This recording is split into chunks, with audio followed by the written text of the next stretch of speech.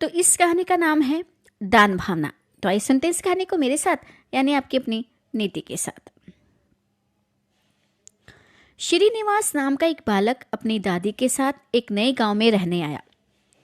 वे दोनों गांव के साहूकार के पास पहुंचे। साहूकार अपनी तोंद फुलाए कुर्सी पर बैठा था। दादी और पोते ने साहूकार को प्रणाम किया। दादी ने उससे कहा कि मालिक, हम दूसरे गांव से आए हैं, अब यहीं रहना चाहते हैं।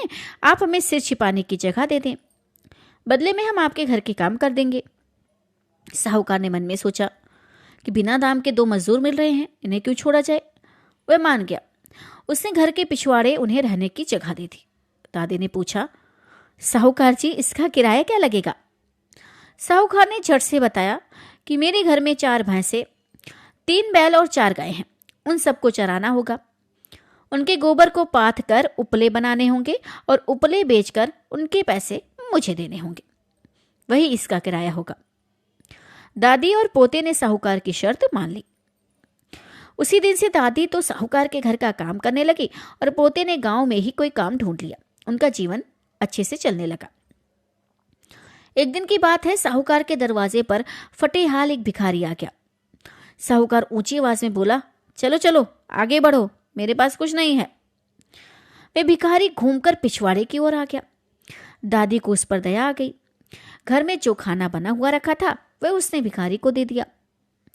विदा होने से पहले भिखारी दादी की हथेली पर एक दमड़ी रखते हुए बोला, माँ, तुम इससे अपने पोते के लिए मुरमुरे खरीद लेना। दादी ने उस दमड़ी को अपनी संदूकशी में रख दिया।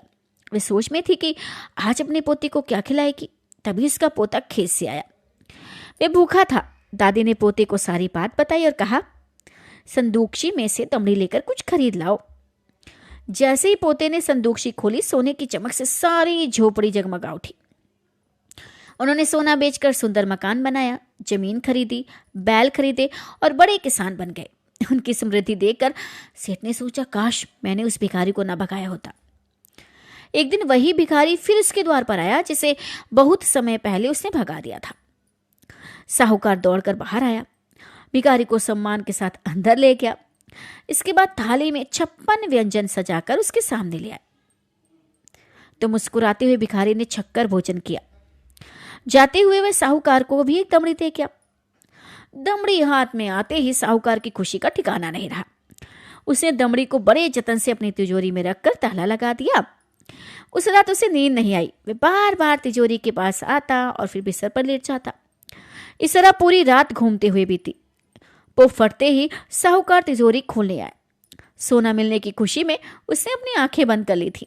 वह सोच रहा था कि उसकी पूरी तिजोरी जगमग कर रही होगी, लेकिन ये क्या हुआ? तो बिल्कुल उल्टा। उसकी तिजोरी में रखा हुआ धन कोयला बन चुका था। अब साहूकार को समझ आ गया था कि यह सब करने का फल है। दादी ने निस्वार्थ भाव से भिखारी को भोजन कराया था, इसलिए उन्हें वैसा ही फल मिला। उसने लालच में आकर भिखारी को भोजन दिया था, सो ऐसा फल मिला। इसके बाद से साहूकार का व्यवहार हमेशा के लिए बदल गया। दादी और पोते ने उसे अच्छा सबक सिखा दिया। समाप्त।